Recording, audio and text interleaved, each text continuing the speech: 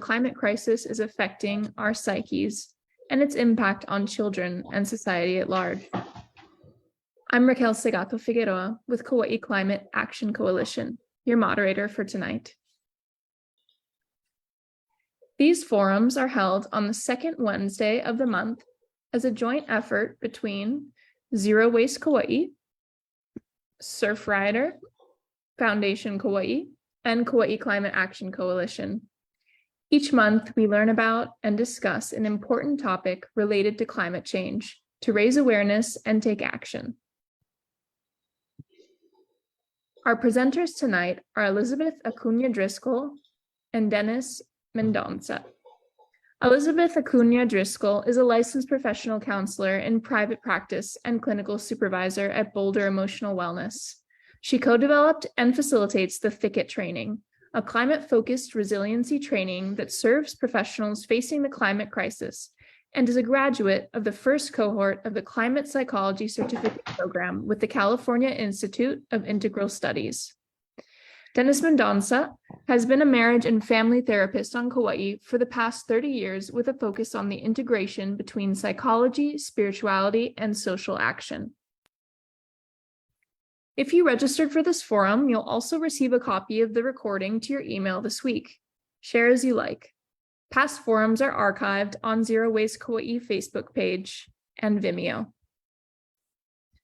Put questions in the chat box at any time. The chat box is reserved for questions to the presenters. Do not answer questions in the chat box. It's a distraction and does not get recorded for others to hear. There will be several times during the presentations for your questions and personal reflections, and you're encouraged to share your thoughts and mana'o. Elizabeth will give us a brief outline for the evening now.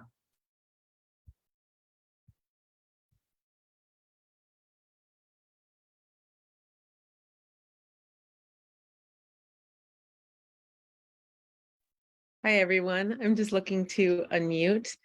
So wanted to welcome you and let you know that we really appreciate your presence and are looking forward to speaking today about climate psychology, tools to address denial, anxiety, and overwhelm. Next slide, please.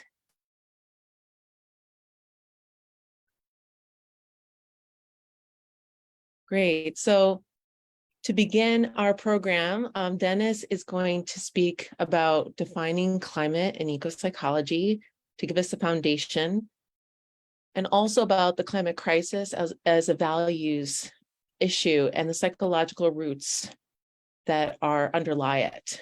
He's also going to speak to the Kauai and also like our personal and how we connect to our personal indigenous ancestors in order to make an increased connection to the more than human world and also to the work that we're doing through the climate crisis. And lastly, he'll be discussing children's experiences and needs, how to connect with children more accurately and support them with the challenges that they're facing. Next slide. And I'll be speaking about neuroscience applications. So how we can better understand our reactions and the connection between body and brain to what is happening with the challenges around the current times, as well as window of tolerance, which will give us a foundation for the tools that I'll be offering. And then I'll guide everyone through using 4 different tools. And the first is a self-awareness scale. Second are somatic anchors. So we could use our body to anchor ourselves and be able to then calm and be regulated in the situations that we're facing, as well as to build a sanctuary practice and build sanctuary in the more than human world. And lastly, I'll give a tool for everybody to use and we'll practice today about how to find joy in climate action. And I'll be doing that through 3 questions. So I'm going to pass it over to Dennis, please. Okay.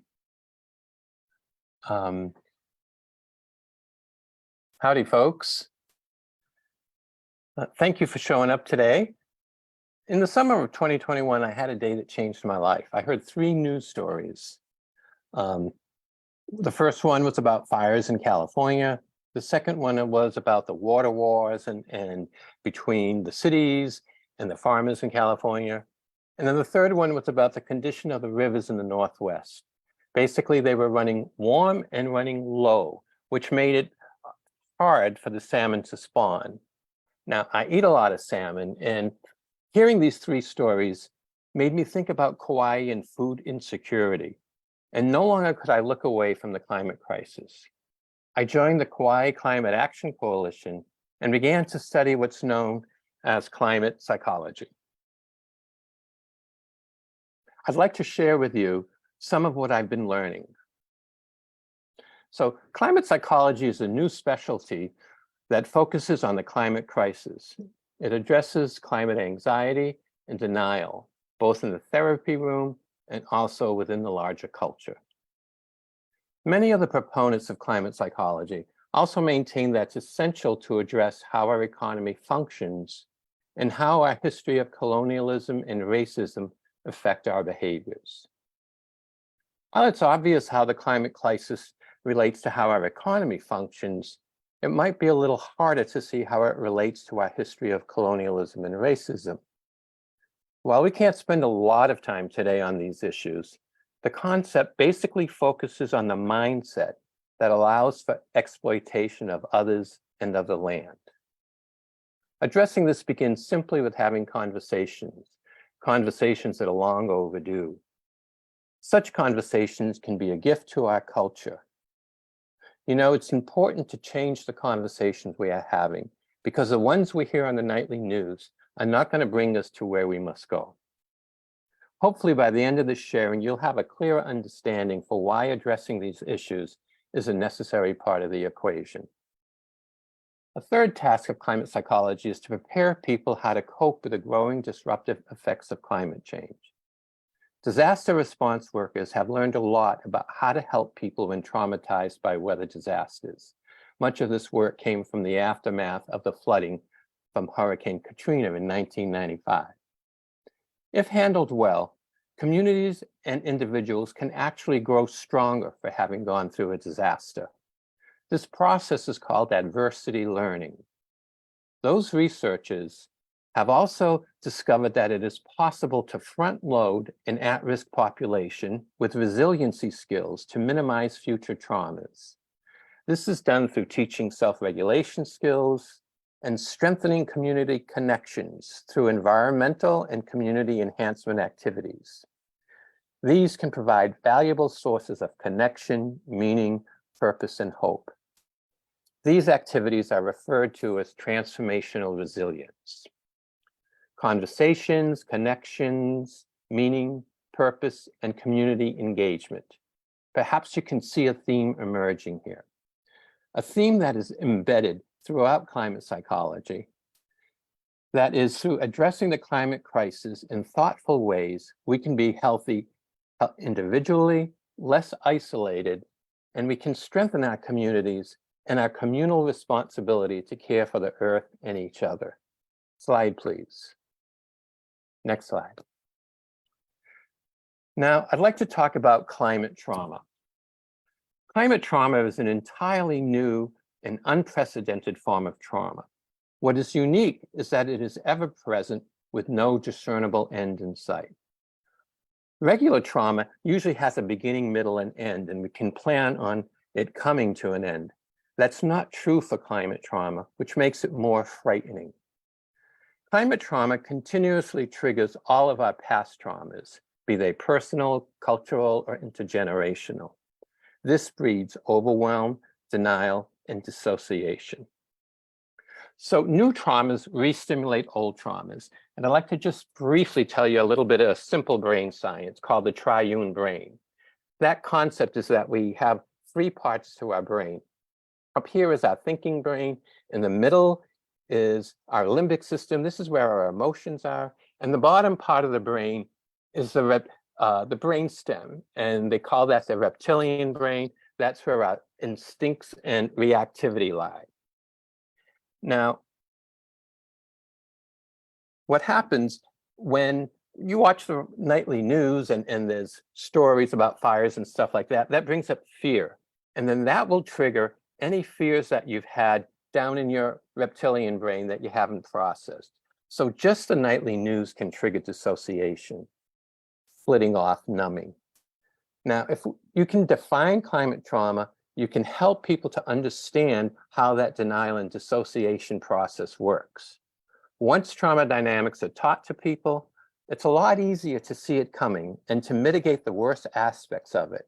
And that will minimize the tendency to deny, dissociate, numb out, or go into addictive behaviors.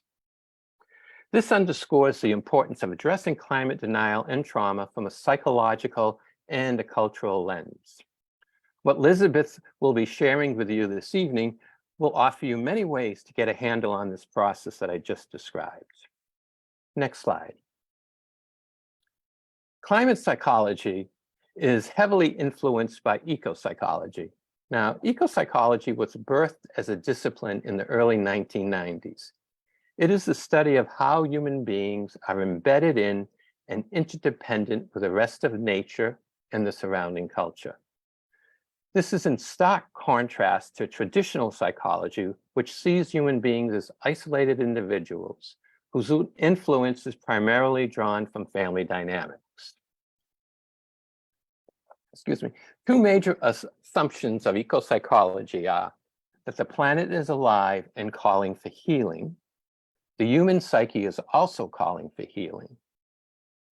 The health of the earth and of human beings are interdependent. The relationship is reciprocal. Think about chronic fatigue, Lyme's disease, the proliferation of autoimmune disorders. It seems like it's the human's turn to be the canary in the coal mine now. At the heart of ecopsychology is the recognition that our pathologies are not individual, but collective. Our society is rooted in a false reality that minimizes or numbs out our ecological and social concerns, and instead focuses on our small, often self-centered needs. When this happens, when we see ourselves as isolated, not part of a larger whole, we can fall into isolation and we can experience unconscious internalized blame and shame, along with a faulty belief that threats to our survival due to climate change are of our own making. This self-blaming may not seem obvious because it is often below our level of awareness. Think of a child whose parents are getting divorced. What does the child think? What did I do wrong? Children do this because if they think they are responsible, then it's less scary. And this happens unconsciously. Now, we too, when overwhelmed, can think like this. So moving from an individual isolated self who derives pleasure and meaning from consumerism and hierarchy to an ecological self who derives pleasure from tuning into the land and connecting with others, this is the healing path. This is both an individual and a collective cultural shift that needs to happen. Some have described this as decolonizing the mind. That phrase can sound confusing at first, but it is describing an important and challenging task, moving from an isolated self to a self in relation. This is our healing work. I believe that this is our holy work. This is the path that we must travel if we are to cut through our denial, awaken ourselves, end our isolation, and begin to address the climate catastrophe and the dysfunctions of our culture in a generative way. I'll come back to this concept in a few minutes. Slide, please. Okay. Next slide. Most of us have heard that the major obstacles, back one, please. Thank you.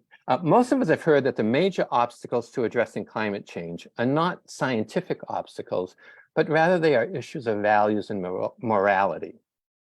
I believe we all know this, but what do we do about that?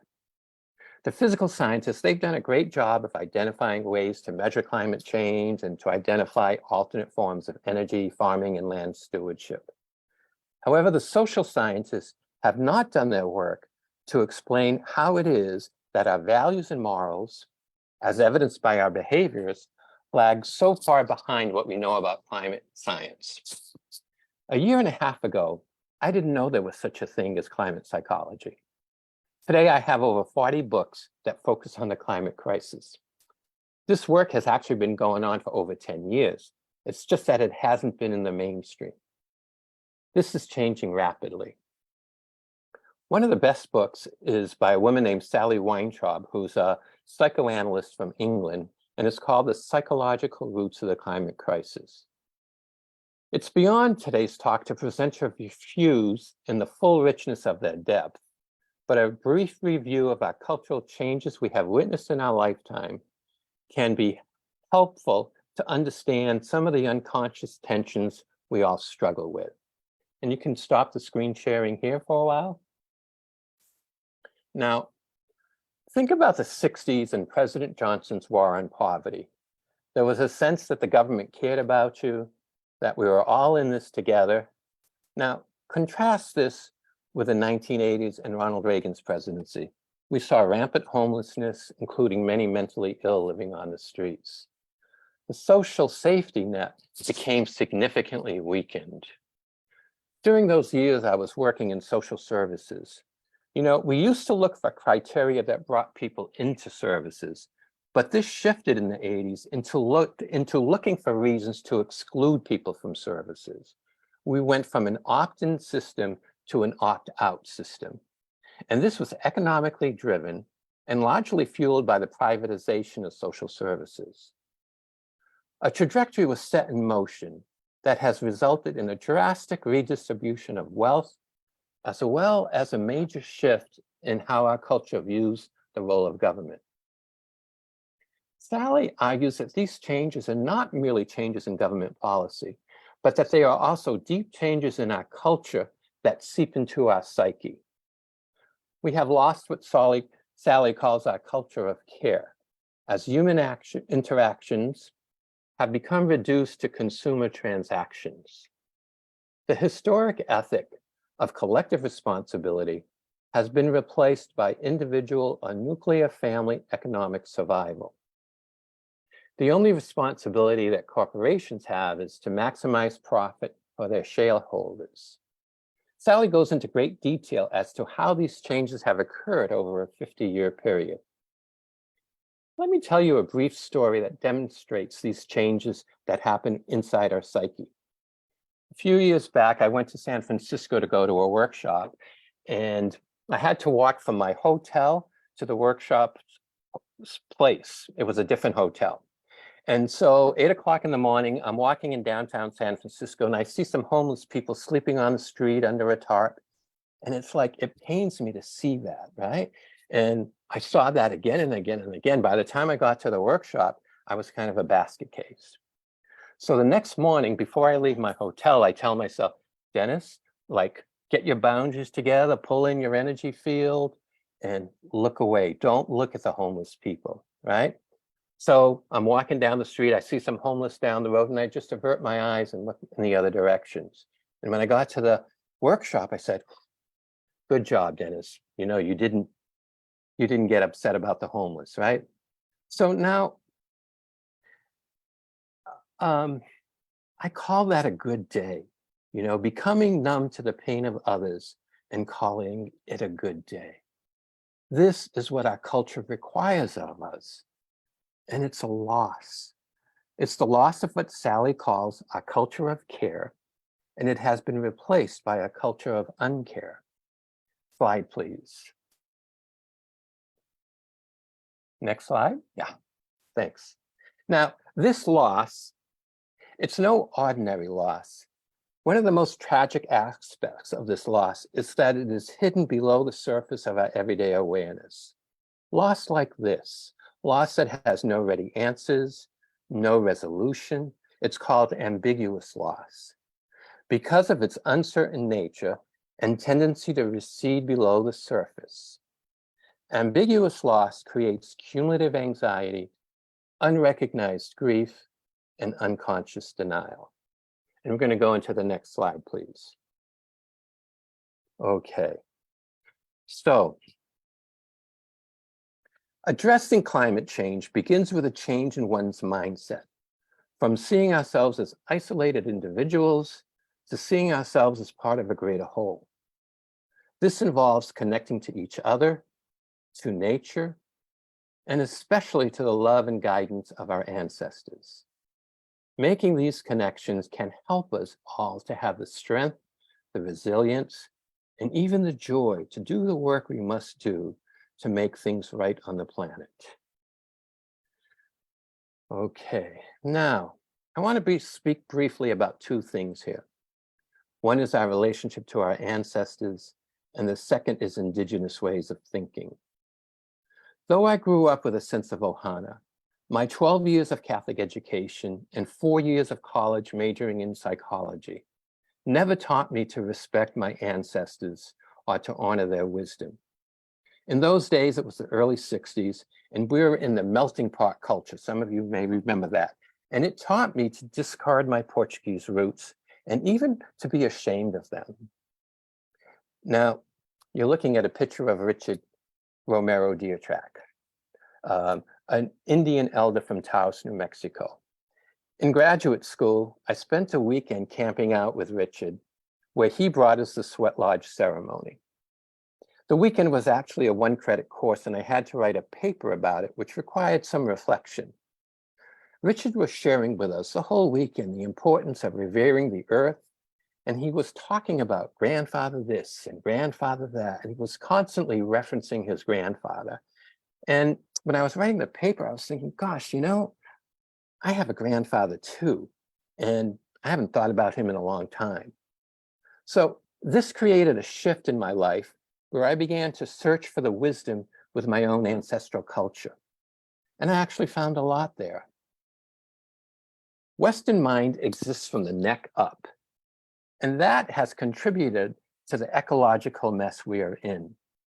Indigenous culture teaches us to respect the earth, to steward the land more holistically, and that in itself can provide us with some low-tech carbon solutions. Indigenous culture also teaches us to honor our ancestors and can help us to reweave the culture of what we have lost. Can stop the screen sharing here. Now, before finishing this segment, I want to briefly revisit the concept of decolonizing the mind. While that phrase might be hard to understand, I want to suggest that it is really rather simple, and it's very down home. Those of us who grew up on the mainland, coming to Kauai is a bit like decolonizing the mind. This happens through slowing down, learning to listen to the wind, and connecting with nature.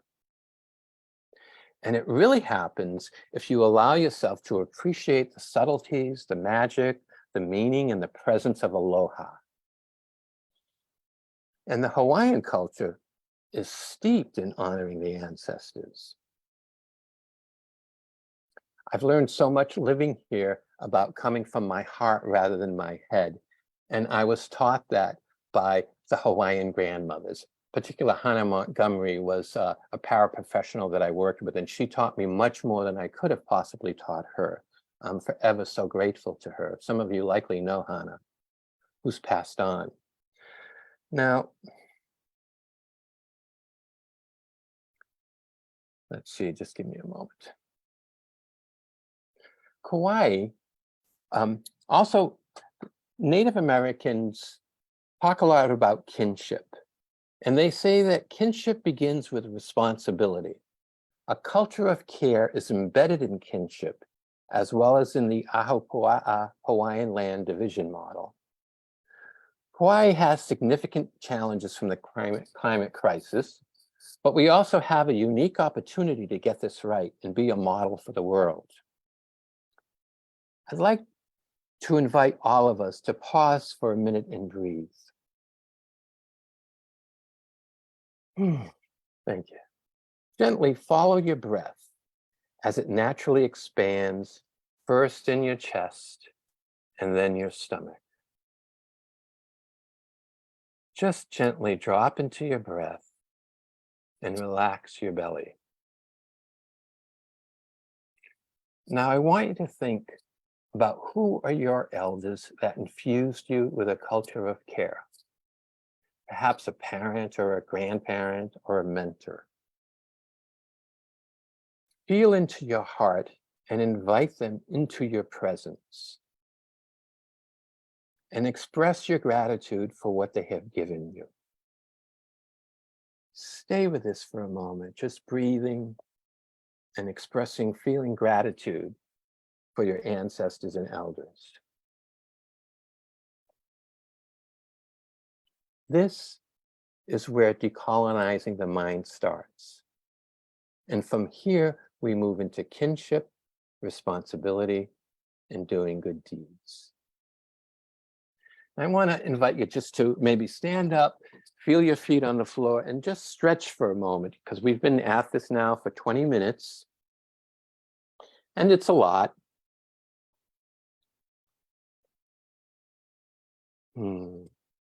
So I want to shift from focusing on our ancestors to focusing on children. You know, climate change affects everyone. No one escapes, and there's a slide shift here. So Caroline Hickman is a psychologist from England who has participated in a 5-year research study that interviewed over 10,000 young adults between the ages of 16 and 25. Their findings from 42 different countries were remarkably consistent across the different countries. The majority of young adults were very or extremely worried. Nearly half reported experiencing negative emotions, sadness, anxiousness, powerless, angry, helpless, guilty on a daily basis. 77% feared for their future, and 48% reported feeling dismissed or ignored when talking to others about climate change. One finding the study indicated was that distress was greater when they believed that the government response was inadequate. They experience this as a betrayal or abandonment, and it creates a moral injury. Moral injury is the disillusionment that comes from witnessing unethical behavior or the betrayal of what's right by someone who holds legitimate authority. This creates a loss of faith that can morph into self-blame or angry destruction.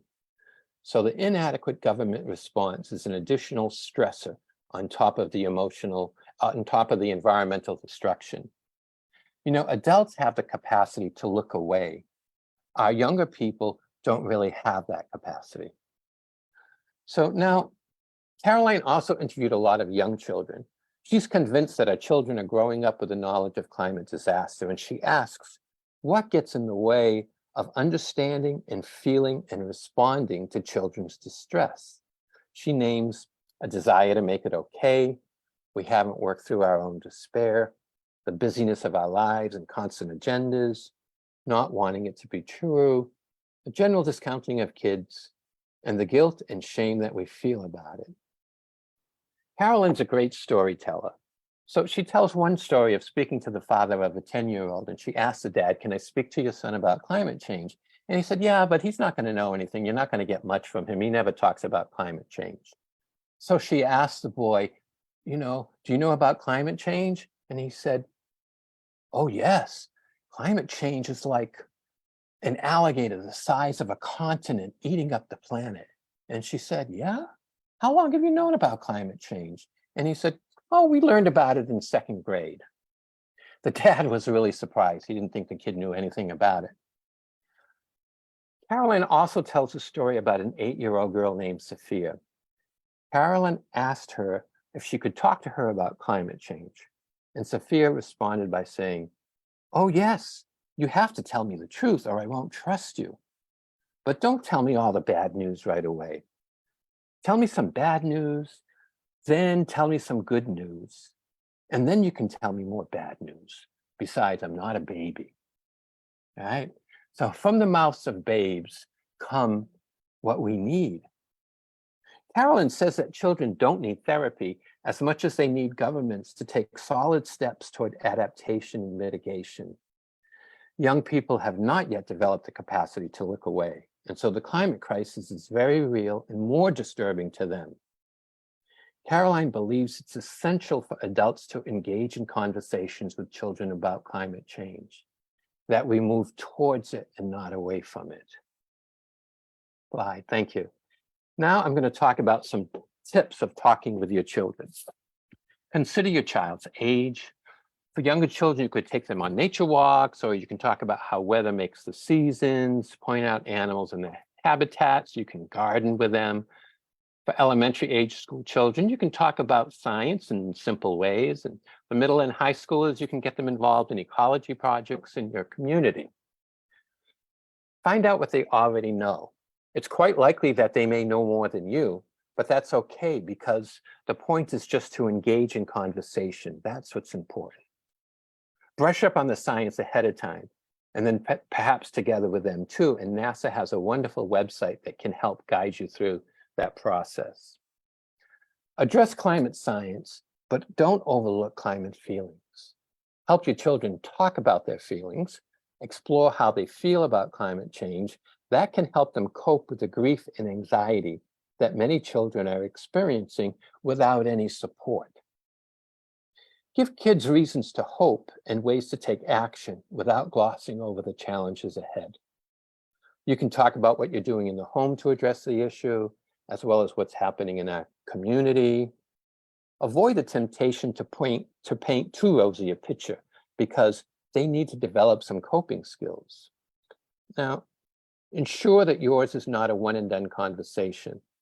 The first intentional talk may be the hardest, but that will open doors. And you can do art projects with young kids, take slightly older kids out on the land, watch some documentaries with them. And with the teenagers, introduce them to work projects. So Carolyn says, it's not about, I'm sorry, slide change. Carolyn says that it's not about getting rid of climate anxiety. It's about making sure that the suffering is meaningful and finds its right path. Now, in the field of climate psychology, there's a wide discrepancy between us in terms of, should we talk about climate science? Should we bring that up, or should we not talk about it unless a client talks about it? Some people believe you should make it part of the intake process. Now, Caroline is on the more aggressive side. She says, therapy is no longer dyadic, but it's triadic. It includes the therapist, the client, and the planet. That's pretty radical. But we're asking many industries to do some major retooling how they do business. It doesn't make sense for us therapists to be exempt from this. And I applaud Caroline's boldness, actually. So we can stop screen sharing here. Okay, so I'm going to give you just a very brief summary. Both climate anxiety and climate denial are driven by multiple factors: neurological response to stress, stress due to our experience of isolation and disconnection, and the hidden loss from dismantling of what we once knew and experienced as a cohesive culture of care. The antidote or medicine to these stresses can be found in conversations and connections with others and nature, finding meaning and purpose, and engaging in community conversations and enhancing activities. And I must add here that our government must step up to support these kinds of activities. This is essential. The model that I look at is the Victory Gardens during World War II. The government did a PR campaign, provided seeds and instructional booklets. We must do likewise and much more. Hawaii must develop an aggressive plan to address food security. And we must look closer at the lifestyle changes that will be required of us. Today is a beginning to deepen that conversation. I've given you a map to help you understand the tensions within you and within the culture in regards to responding to climate change. Elizabeth will give you the tools so that you can negotiate these territories much more effectively. Now we have a few minutes for question and answers or reflections, and Raquel will be handling the questions. Thank you so much, Dennis. So if you have a question, you can either put it in the chat box or you can feel free to raise your hand and ask it.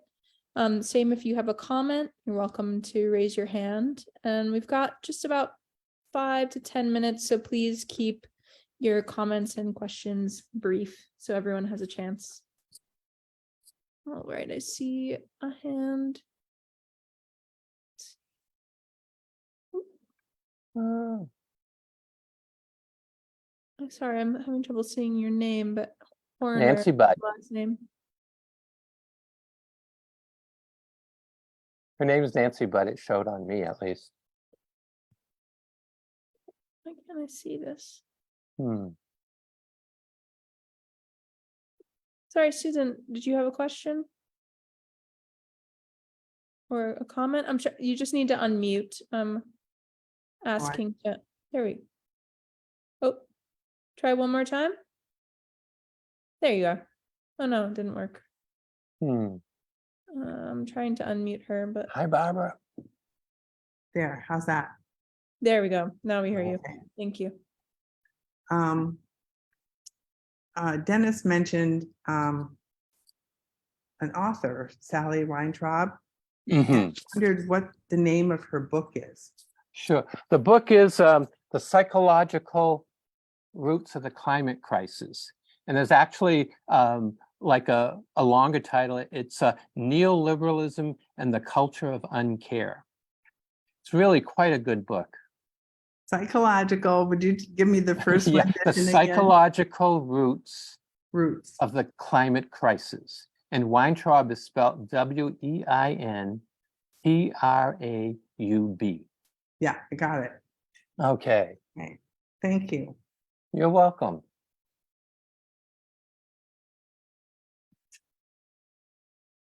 All right. I am checking around, looking for hands. Any questions in the chat? We do have a comment in the chat. I'll go ahead and read it. It's from Mel Raposo saying thank you so much for this very informative session. And he's happy to be here. Thank you. Wonderful to have you here, Mel. Really wonderful. Thank you so much for showing up. You've got a lot of work to do and we have to help you.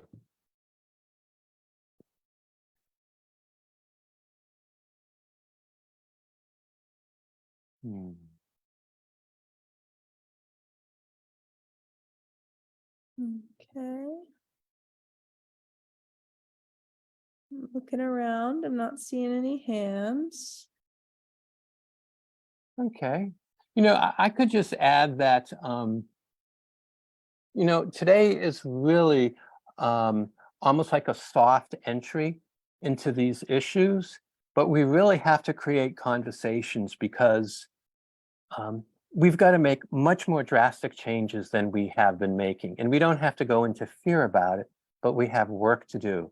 And the path is ahead of us. And when we do that work, we will feel better about ourselves and we'll be stronger emotionally and mentally and spiritually as well.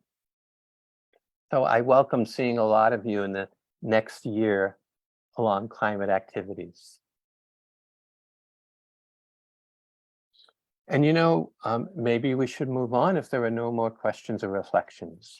Yeah, I would that's have a awesome. question if we have still a little bit of time, if I'm allowed to ask a question.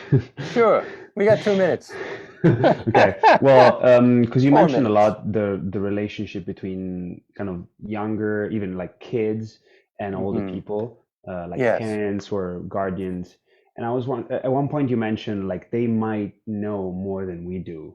And I think that's a crucial point. So I was wondering if you could talk a little bit more about how can we make the conversation like kind of both ways. And maybe if we set the like if we set our minds open to what they may have to teach us, Right. How can we do that? Yeah. Right. You know, Carolyn Hickman is in my head right now, and I'm hearing her saying we have to give children the opportunity to give us feedback and even allow them to drive the conversation when they feel so inclined. Yeah. And, it's not brain science. It's really just sort of hanging out and listening and giving them the opportunities to talk.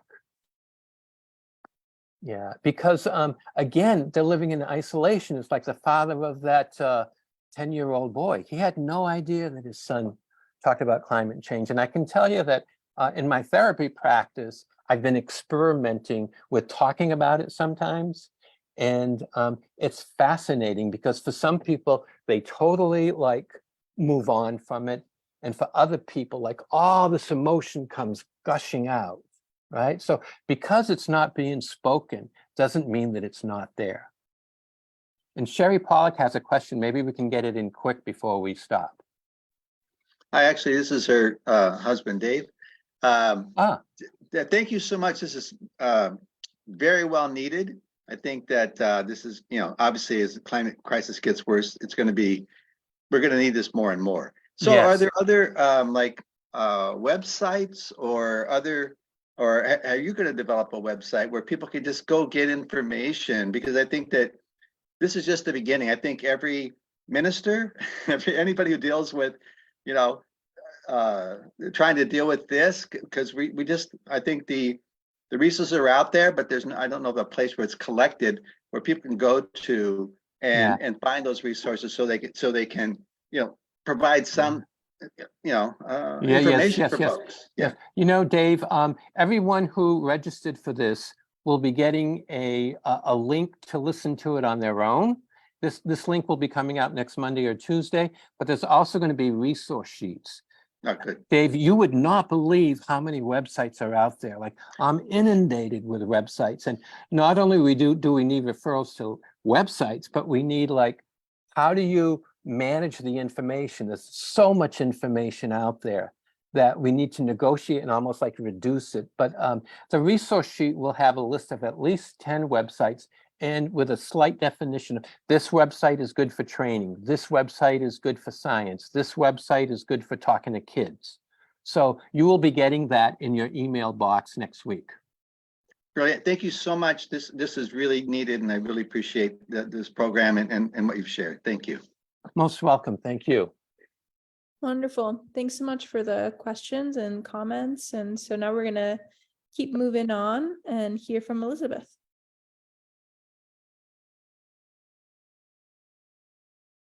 Hi, everyone. So if Edo can start with the slideshow, that would be wonderful. And so throughout the time today, I just want to prepare some of you. We're going to be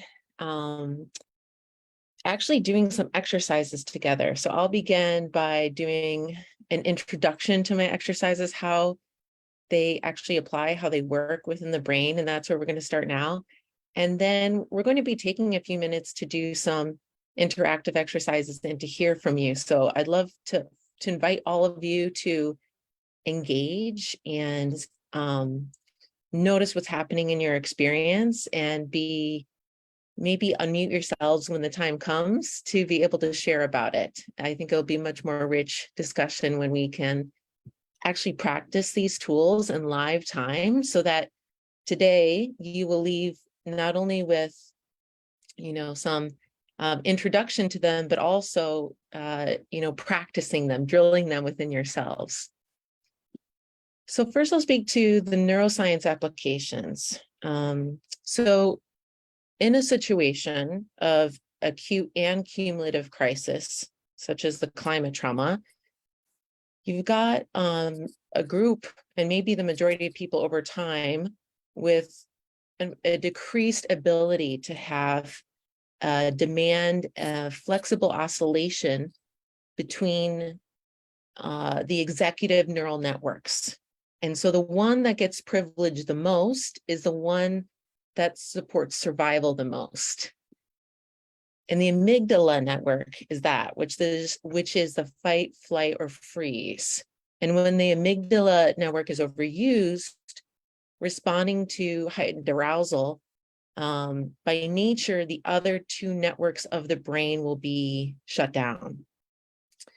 So the mindfulness tools that we will review will strengthen self-awareness and self-regulation, and they bring us back to a more flexible oscillation between the three executive systems that we can then use when needed.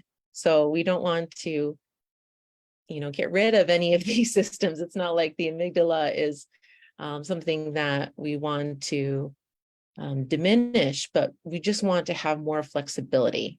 And opening the default mode network can help us to have this flexibility. And that's what self-awareness and self-regulation practices can do.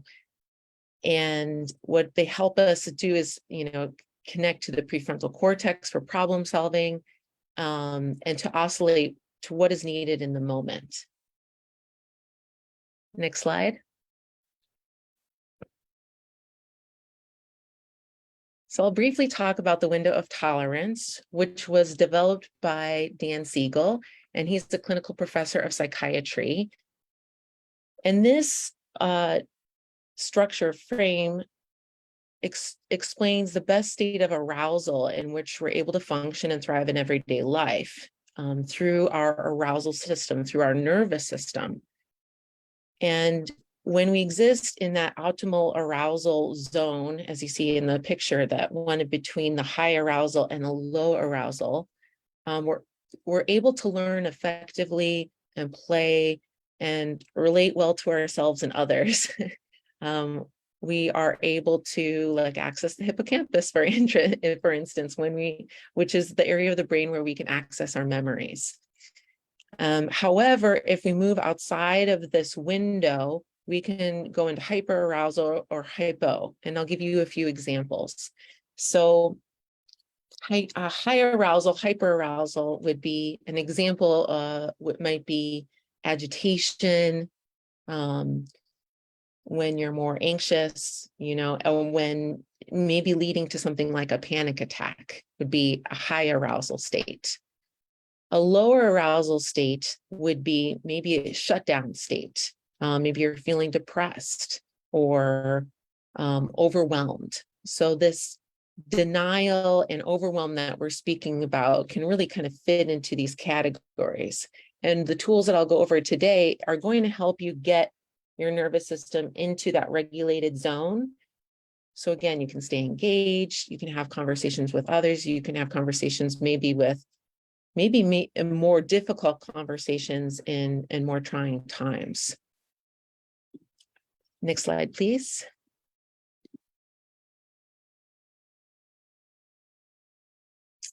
All right, so the first tool I'm going to offer comes actually from the contemplative-based trauma and resiliency training. So I'm part of a faculty for the International Center for Mental Health and Human Rights, and we offer this skill along with others to mostly mental health providers, but all sorts of providers on the front lines of crisis. And we offer this so that they are able to take care of their own nervous systems, right? So if you're burnt out, if you're in one of those hyperarousal or hypoarousal states, not really able to be a benefit to others, not able to be present to your families, and especially as a mental health worker, not really able to support your community. So we teach these tools that are based in neuroscience that will help you wherever you are. You could use this tool in any moment of any day. It just takes a few breaths, a few rounds of breath to identify where you're at on the scale. And the goal for this particular tool is to improve self-regulation by building self-awareness. So by knowing where you're at, on that window of tolerance, and we use a scale to do that. We know from, for instance, Daniel Siegel's work that just by bringing awareness to your state of being, practicing that over time actually builds a more regulated state. So just by observing it, just by being aware of it, you are moving yourself into that window of tolerance. But then, as well as if you bring awareness to where you're at, it also will give you more information about the other tools that I'll be leading you through today, which will address certain levels of either hyperarousal or hypoarousal. And so like if you're, very anxious, for instance, you'll be able to go, okay, I know what I need to do now. And I didn't really notice where I was at. I just felt I had a lot of feelings. Or I have some clients, that will go into like a shutdown mode and they have no idea how they got there, right? But they can't get out of bed suddenly. Well, it's because maybe things were accumulating over time, but they weren't really tracking it. So this gives us a tool to easily track ourselves. And this is connected, as I was speaking to the window of tolerance and the self-awareness scale. So this is a check-in and a reset skill. Next slide, please. So this is where I'm going to go through the scale, and I'm going to ask everybody who's present. I know some of you are driving, some of you maybe, I think someone mentioned in the chat, someone's on a bike. So you can use this, but on that bike, and as I read through, maybe you can identify.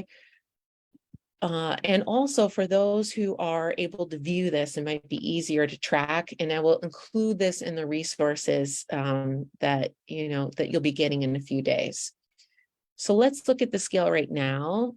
We're going to start with 1, or you can even start with 0, which I didn't put on here. There's only so much room on the PowerPoint slide. But 0 to 1 would be low arousal, numb, and being numb, being shut down. Maybe sometimes when you're like, I don't feel anything. It's not calm, but it's just shut down. 2 to 3 would be like a calm, relaxed nervous system. Your breathing is easy and heart rate is slow. 4 to 5 would be mild to moderate, which is your breathing or heart rate may quicken and you feel some emotional discomfort or, a bit agitated. So just starting this presentation today, I think this is where I was at, like a 4 to 5 on the scale. I was a little bit excited and also a little nervous to be joining this presentation today. And so when Dennis was talking, I was also using some of these self-regulation skills because I noticed I was getting a little bit anxious, and I could benefit from finding my calm. 6 to 8 is moderate to high arousal. So it's accelerating. You may be sweating or feel anxious and nervous. 9 to 10 is extremely high arousal. So heart rate and respiration are accelerated and possibly getting a cold sweat at this point. Feel agitated and emotional distress. A lot of people actually rate themselves here when they're having intensive conversations around the climate issues. And so this is one to be aware of. And then more than 10 is extremely distressed, endangering hyperarousal. So this is more dangerous. Sometimes even this is where you see people seeking out medical, more crisis medical care due to their levels of high arousal in their nervous system. You may start to see more bodily responses of shutdown or hyperactivity or heart rate activity that is dangerous. So I want to take a few moments just for us to note where we're at on the scale right now. And I'm not going to ask you to share it at this moment because we're going to go through a few exercises which will hopefully have some impact on this number. But I just want you to take a moment to rate yourself now. So take a look at that scale, or if you can refer back to what I shared.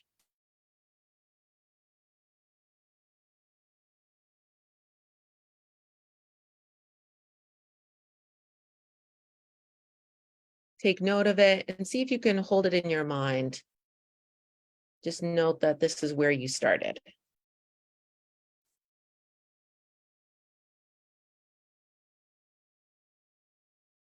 All right, next slide, please. All right, so now I'm going to use some somatic anchors. You could see the dog I have on here because the last one will be dog remedy, which is a fun, more movement-oriented tool and exercise for us to use. The somatic anchors are awesome because they are available to you at any moment. Again, like you have your body available at any moment. I'm going to go through 4 different ones because hopefully one of these you connect with. Hopefully one of these you are able to use. For instance, I'll start with belly breathing and extended exhale. I want to explain that before I begin that some people actually have when they start that exercise, before they do more practice of it, it actually brings them more anxiety to bring makes them more anxious to bring attention to their breath. So I just wanted to kind of put a disclaimer out there that that's not totally uncommon. So, and yeah, sorry, someone will be leaving, but we will have this recorded. So please feel free to watch this later. All right. So if you've experienced more anxiety with one of these exercises, that is okay and that is normal, and especially because you're not practiced in it. The more that you practice them, the more easy they become and the more effective they are. And that's again why I offer 4, so that hopefully you'll find one that works really well for you.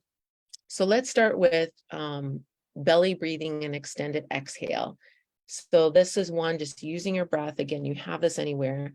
You might not want to use your hand on your chest and belly, in all social situations. So you could just do the breath.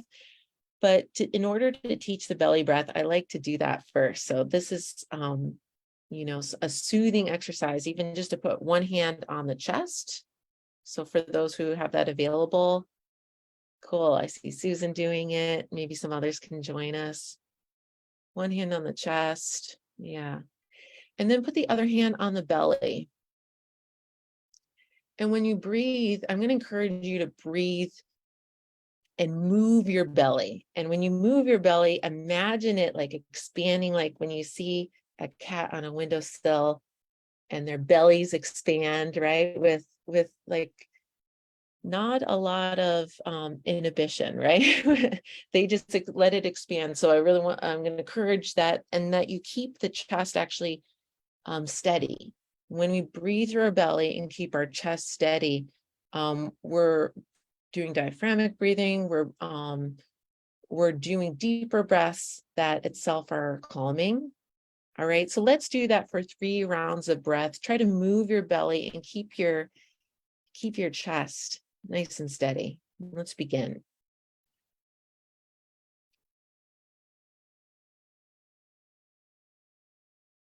So I just did a breath there. Let's do another.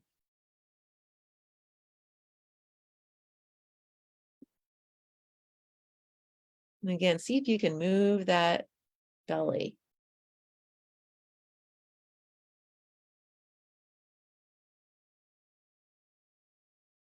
Great. I'm going to add 3 more breaths, and I'm going to ask you to actually breathe in gently. And when you breathe out, imagine it's like you're going underwater and you're just trying to keep your stay underwater for a little while, is a way I like to teach it. So you just release the air nice and slowly. When you extend the exhale, you automatically let the nervous system know this is it's a relationship actually when you breathe in and breathe out between your sympathetic nervous system and your parasympathetic nervous system. So whenever you breathe out and extend the exhale, it tells your nervous system,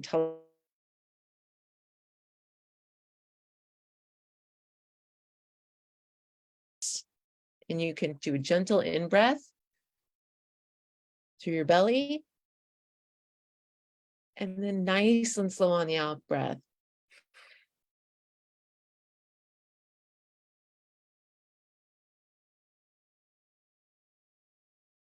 Nice and long.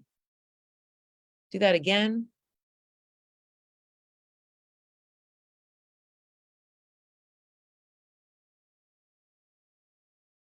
You could do this without noise, with noise. With my teenagers, I like to do the Darth Vader breath out. So breathe in and then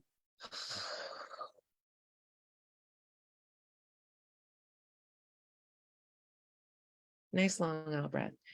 So take a moment now, again, to check where you're at on the self-awareness scale. Do you notice any difference? Just note this to yourself. Are you the same? Are you different?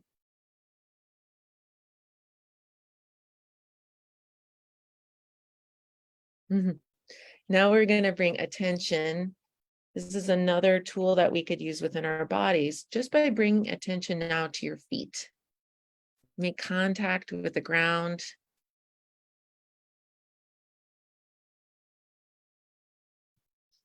And noticing the heels of your feet, your toes, the balls of your feet. And I know we can't see them, but if people could push your feet into the ground even a little bit, really feel the ground beneath you.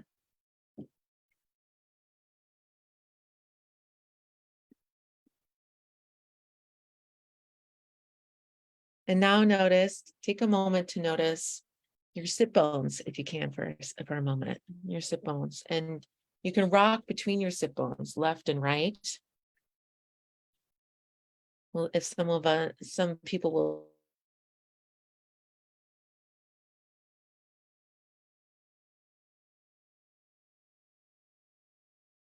And then finding the balance between them.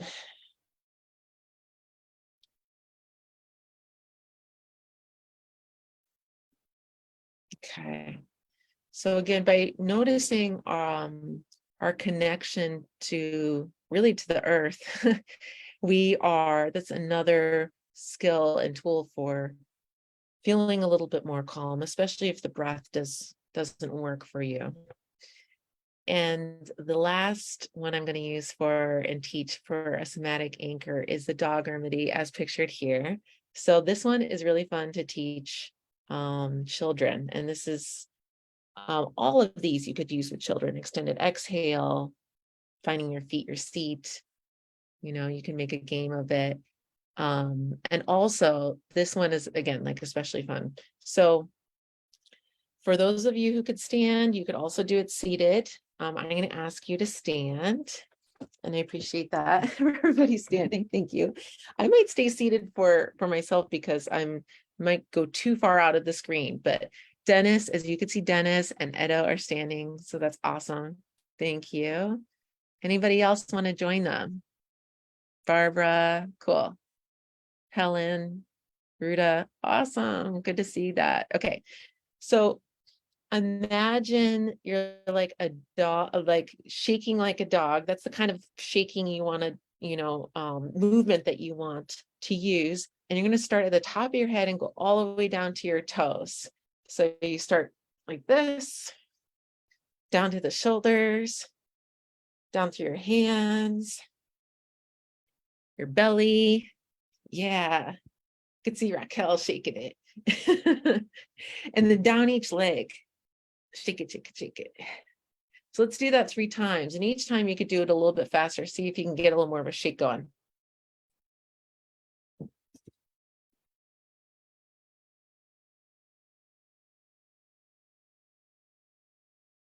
Oh, okay. Great. So let's come back to the group. And I know that can be like fun to play with. So you might want to do it longer, right? At another session, but we're just going to give like a little bit of a taster. And I'm going to ask that you check in with yourselves again for a moment and notice where you're at on the self-awareness scale.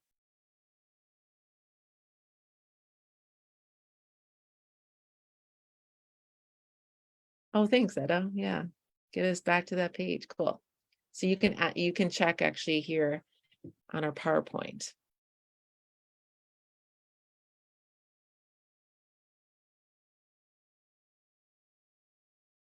Cool. So we're going to stop actually the screen share just so we can see one another and have a bit more of a conversation. I want to check in and see how these tools are working for you so far. And I'd love to hear from 1 to 2 people, if possible. I see a smile from Susan. I'm hoping that maybe she'll jump in. Anybody else? Sean? And you can unmute yourselves, hopefully. Is that possible for people? And maybe oh yeah, I see it. Cool. I see Sean. Please go ahead. I came in feeling pretty good. I was at like a 3, 2, and now I'm like, I have nothing. That's great. You're down to like the chillest place, huh? It was the dog shake. That was fun. Cool. Yeah, so fun one for adults, again, all ages, right? Yeah. Awesome. And this self-awareness scale you could use again throughout your day. That makes it really effective. When I started using this, I would do it like 3 times a day just to see where I was at. And I noticed I definitely had patterns throughout my day that I was not aware of. Doing specific activities, or maybe I was doing a number of activities and I wasn't taking a small break to just breathe or feed myself or go outside and be out in the sun for a few moments. And I was in too much hyperarousal for me. And hyperarousal and hypoarousal are unfortunately connected. So they have this, effect where we tend to go up and down on them. If you're too high, too long, we tend to shoot down. So yeah, it could be, if you're noticing that in any of your activities, including things related to climate, this could be really helpful to just start by using the self-awareness scale. Anyone else?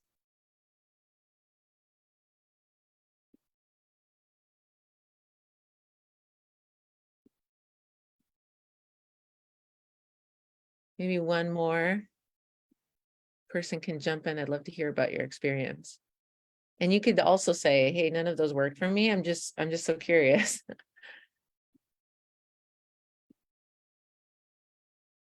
I know this is a little bit of a different format because often we're kind of just taking in the info, but I think again, it could be really rich to hear from one another. Better than just hearing from the presenter, I think. Elizabeth, I was going to comment that I can see the breathing always has helped me. So breathing is always good. The dog thing was so much fun, but I can't imagine doing it in the middle of a crisis. Totally. Yeah, absolutely. I think, I've definitely heard it used with children actually in climate crisis situations, right? That one could be used when there's a lot of distress arising in the body. There's been some amazing research and work and writing by people like Peter Levine who have recognized that we are associated. We still have some like animalistic states in us, right? And when animals are under distress, they know how to shake it off, right? So you might not do that in a public place, right? But if you're really feeling like high arousals of stress or totally numb, you're finding you can't get out of bed, it might be a good exercise to try just for a few moments. But I hear what you're saying. Definitely with children, they do things. I mean, if they're tired, they just sit down on the ground. Exactly. And do adults do that? No. We're too conscious of ourselves. Yeah.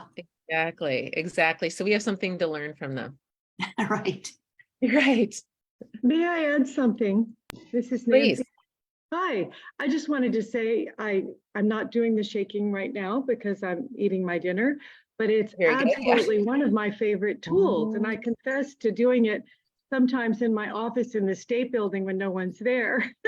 And I find it an incredible stress reliever in my Qigong practice. Just shake, shake, shake. It surprisingly, such activity to the nervous system really makes it settle down, as well as, like you said, with the lengthening of the exhale or even pausing after that lengthened exhale. So thank you for these wonderful reminders. Nancy, so good to hear about your experience, right? Because from someone who's experienced with it, it's like way better hearing about that from you than it is just like, hey, let's just walk through the tools, right? Like you have the experience that you could share with your community to say, hey, this works, right? I know it takes a few moments. It might feel a little silly to do already, but it works. It really does. Yeah. Thank you for sharing all this. into Dennis. Yeah, I wanted to chime in too for a Yeah. second. Since I have a dog, I actually Yes, I started saw your dog. learning. Well, it sounds silly, but like, and also it feels kind of like childish to do it. So I understand like it's hard to do it even in public or stuff. But I actually started doing it, and it's only a matter of perspective. It really helps, like especially I feel like in a climate in a crisis situation, that's when you want to do it most, because that's when you need it most. So I started using it like even in the everyday life, and it really does help. It like, I don't know, if I'm like overthinking something, I'm just shake it off, and I feel better afterwards. It's crazy that we need to learn this from a dog, but they are Right. smarter than us for certain Right. body, like physical things, Very good. Yes, and kids fantastic. too. Well, I really appreciate it, and I definitely want to go through a few more skills, and I don't know how, if I'll have all the time that I would love to have everybody reflect as I had. So I'm going to try my best to get us through it. So Edo, could you put us through the next slide? Okay, so this is some of the questions I asked. Go ahead to the next one. I'm going to say briefly here that we know from research now that a growing body of research points to the beneficial effects that exposure has to the natural world on our health, and it reduces stress and promotes healing. I could offer a few resources actually, and I'll make a point to do that. So when you look at your resource list, you can see some of that research. One way to do this is, and I lead a program called Thicket, which we mentioned in the very beginning of my intro. An exercise that we have people do is just go find a spot in the natural world, in the more than human world, and go to that spot frequently so that you can just sit and be there, maybe breathe, and start to cultivate a relationship with that. Notice what changes there, just apply some mindfulness.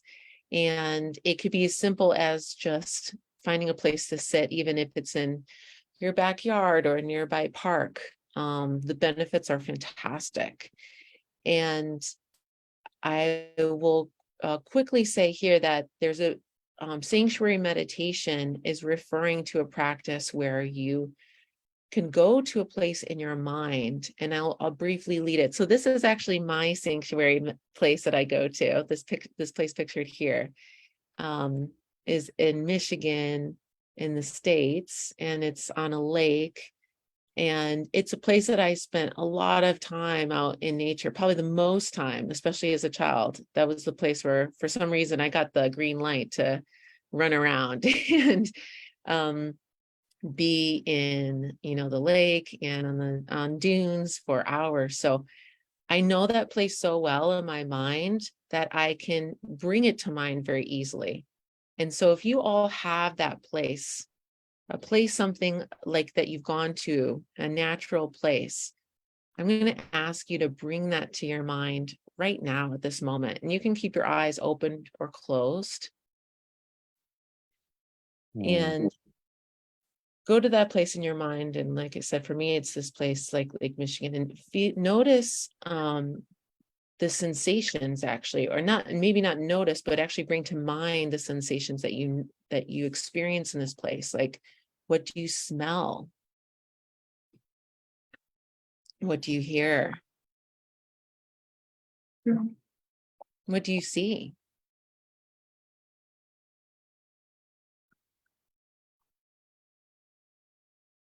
Notice the sensations in your body as you imagine feeling nurtured by this place. And let your mind settle in this internal experience of nurturance.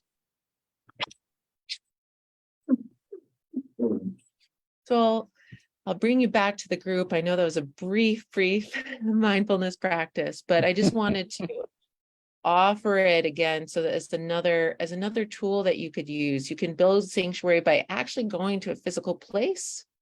And you can also access, sanctuary in your mind. Next slide, please.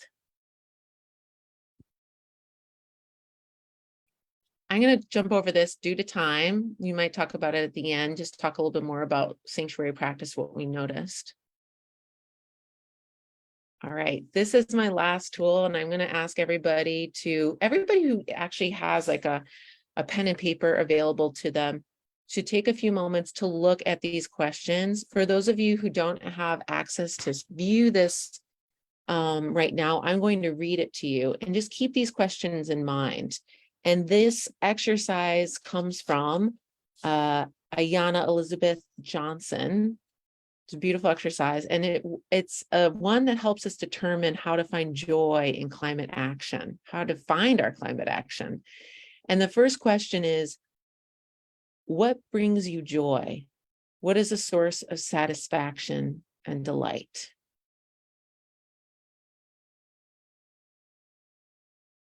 So take a moment to write that down. I'll give an example. So in my case, I really love to connect with others. I love bridging with people. I feel so honored and excited to be here with people in Hawaii, and that brings me a lot of joy. So what is yours?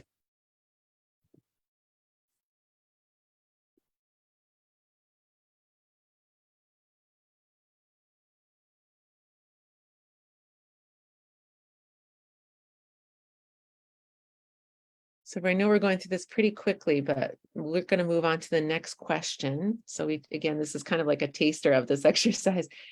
What is the work that needs doing in your mind? Or what are you aware of with the work that needs doing in terms of climate and justice?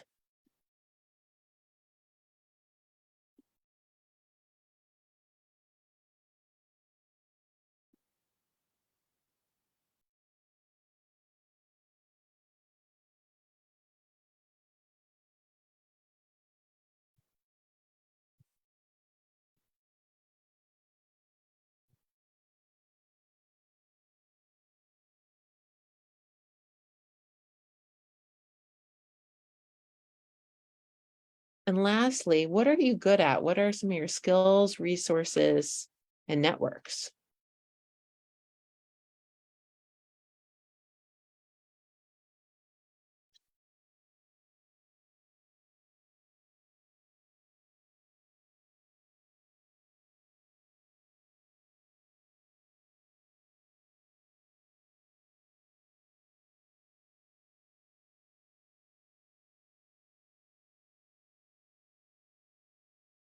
Wonderful.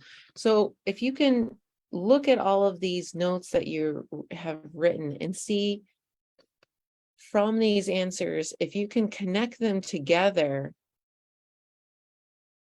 that helps point us to what your climate action is. So one of those for me, for instance, is actually like being here today, connecting with others is the way that I find joy, and the work that needs doing. And one of the things that needs doing in my mind is helping people access a regulated state of being, so that helps us to problem solve, right? That helps us to stay in dialogue with one another.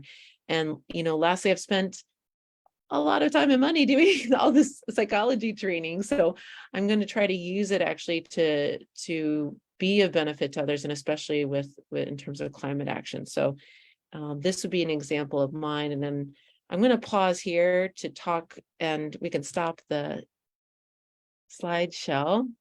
And I'd love to hear, I'm going to see how many minutes I have left, but would love to hear from some people, like one or two people, about those last two exercises. And this is really kind of the end of the tools section and my section. So any questions or thoughts you have about this section of the presentation today?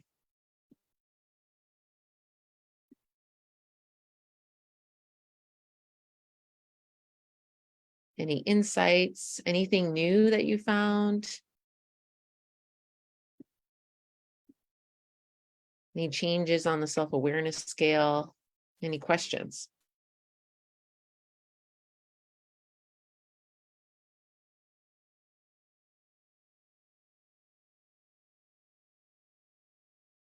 Any interesting places you found sanctuary? Did you notice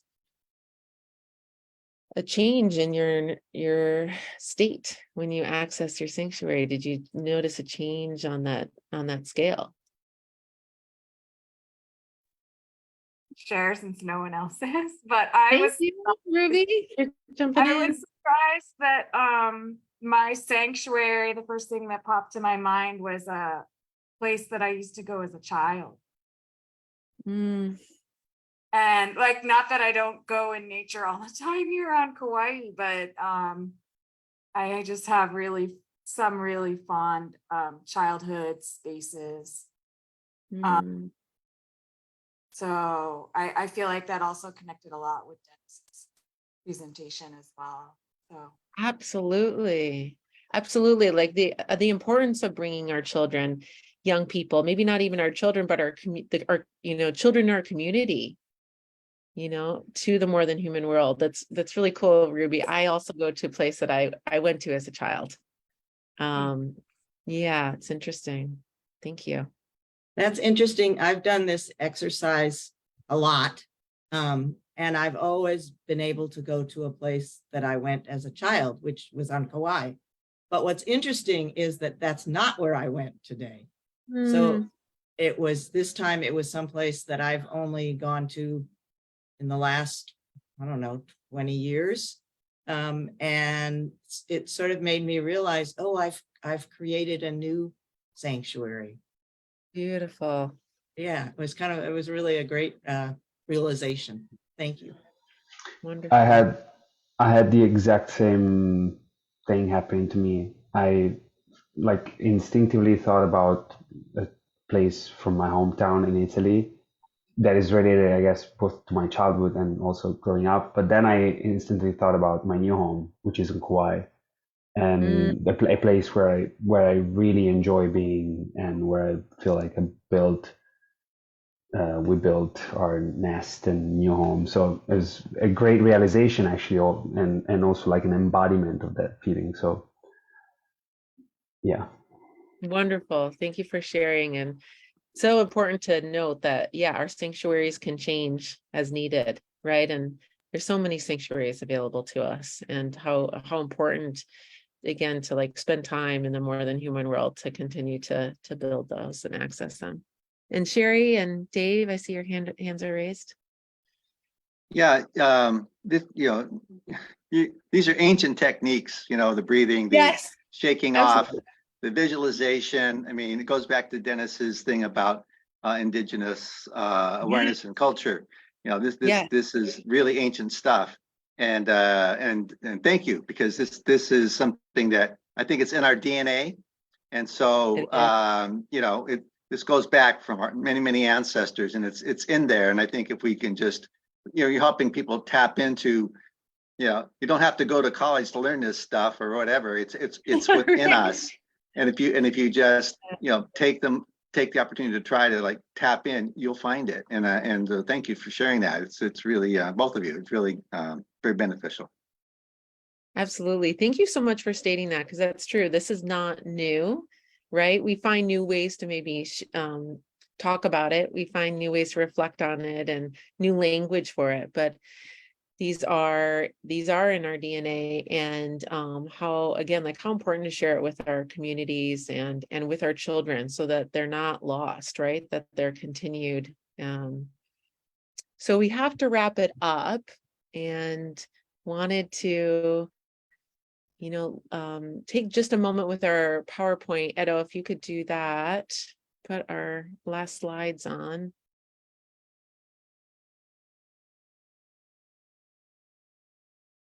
These are some of our discussion. Next slide. So Dennis, if you wanted to make a comment. Oh, and Dennis, you're muted. Thank you. Thank you. We're just looking at a picture of Joanna Macy, and I want to, she is an elder in the climate change community and has pioneered a ton of work. The work that reconnects is what she calls her personal work. So I was at a workshop with her a couple of years back, and she was talking about that hope isn't anchored in outcome, but hope is anchored in doing the right thing because it's the right thing to do. And then she said, I wish I could tell you that everything's going to be okay, but I don't know that, and I can't really say that. And then she ended her remarks by looking at the crowd and saying, and I was standing right underneath of her, and she said, so I ask myself often, how can I be with this cheerfully? How can I be with this cheerfully? And that doesn't mean that you're in denial, but I think what she is saying is that we cultivate a way of holding ourselves. That includes love and acceptance, confidence and trust. And we do the work and stay in the moment. So blessings, thank you all for coming. And we just got a moment for closure. Really appreciate all of you who've been here today. And thank you, Elizabeth. Thank you. And I have one more slide, and just to say like that, we have, I have a training coming up that actually Dennis took part in. He was part of one of these cohorts, and we offer this training to professionals who are working in all sorts of facets with climate, and to first kind of strengthen yourself and give you some tools to be able, and also community to be able to engage with this work. And our next cohort starts May 2nd. So please check it out. And we will also include the link in the resources that we provide in the next few days. Yeah, We have a few spots left. Yeah, I can give a big endorsement to Elizabeth's training, the Thicket training. She's very gifted and can't say enough about what it's like to be in an atmosphere with other people who are also climate sensitive. It was so healing to have people share their angst and their joys and it all. So highly recommend the program. Thank you, Dennis and Elizabeth. So we've just got a few closing things to chat about. Tonight's Kauai Climate Action Coalition, Tonight Kauai Climate Action Coalition organized the forum. KCAC formed 3 years ago and is affiliated with 350.org and Citizens Climate Lobby. Our mission is to work collaboratively to educate, advocate, and take direct action to address the climate crisis. Our vision for Kauai is to be an equitable, sustainable, and resilient island community with net zero emissions, guided by the principles of Aloha Aina. We are politically active, advocating for climate action and the environment at the state, county, and federal level. Kauai Climate Action Coalition meets the third Monday of the month at 5 p.m. Our April meeting is this coming Monday, April 17th, and will be on Zoom. Please join us. We need everyone. For the Zoom link and more information, email us at kawaiclimate@gmail.com. We also do monthly tree planting and restoration work. This month on Earth Day, April 22nd, we're teaming up with Understory Alliance to do a tree planting in the Kapa'a area. For more information and to register, email sorry@understoryalliance.org. As a follow-up to tonight's forum, we're starting a climate conversations group to help build our resiliency and ability to be effective players. Join us at 5 p.m. Monday, May 15th at Lidgate Park Small Pavilion. For more information, email kawaiclimate@gmail.com. Next month's forum will be hosted by Surfrider Foundation Kauai on Wednesday, May 10th at 6 p.m. via Zoom or Zero Waste Kauai Facebook Live. Get informed and stay involved. Lots of Earth Day events all around the island are happening next Saturday on the 22nd, as mentioned previously. We're partnering on the tree planting, and you may also want to check out the electric vehicle fair in the county parking lot behind the museum, happening at 12:30 with lots of cool prizes. Also, Surfrider is having a beach cleanup on Wednesday, April 19th, meeting at 3:30 at Anahola Bay. And that's all. Thank you so much for joining us and being a part of this conversation and a part of this movement that is essential. We hope you have a lovely evening. Mahalo. Ahoy. Mahalo.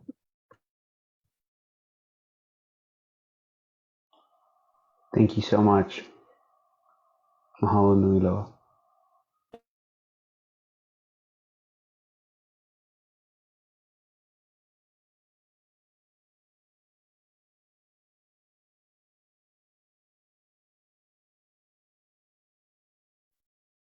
Thank you, Dennis. Thank you, Elizabeth.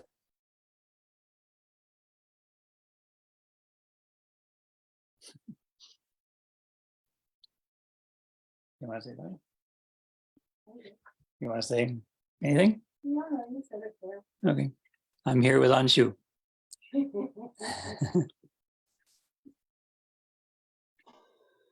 night, y'all. Thank you so much. Yes, thank you all. Thank you. Thank you, Paulo. Thank you, Sandy.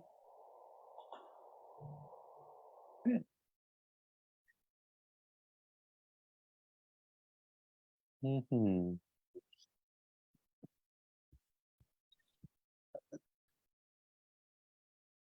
Thank you, Dennis and Elizabeth. Oh, you're most welcome. Thank you so much for your participation. Yeah. Glad to. Share with Elizabeth about our ancestor wall. Oh, that wall you can see in the center of the screen is that's our living room, and you can only see like there's yeah, there you go. Those are all pictures of friends of ours who've passed on. We call it our ancestor wall. That's beautiful. That's beautiful. Yeah. That's inspiring. Something I might take. Mm-hmm. Yeah.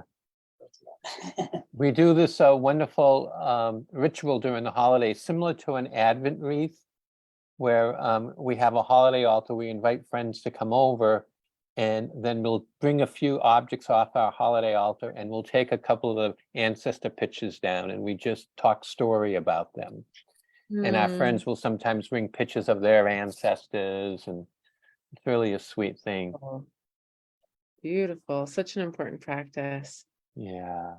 Elizabeth, thank you so much. It's been so wonderful sharing this with you. Of course. And I'm honored to share this with you. Thank you for inviting. And I'm noticing too, we're still live. And yeah, so curious about ending that. And I want to thank everybody for coming. And Yeah. Thank you, also- David, for tuning in. Yeah, okay. Well, take care, everybody. Blessings. Thank you, Take care. Sandy. We'll be connecting with you with resources and Oh, Dennis, yes, maybe yes, yeah. we can reconnect soon about that. All right. Take care. Wonderful. Thank you, I'm everybody. gonna leave now. Bye-bye.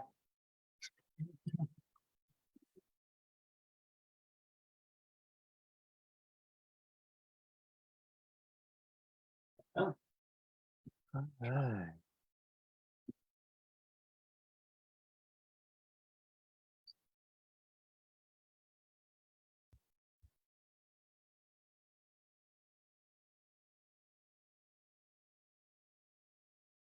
All right.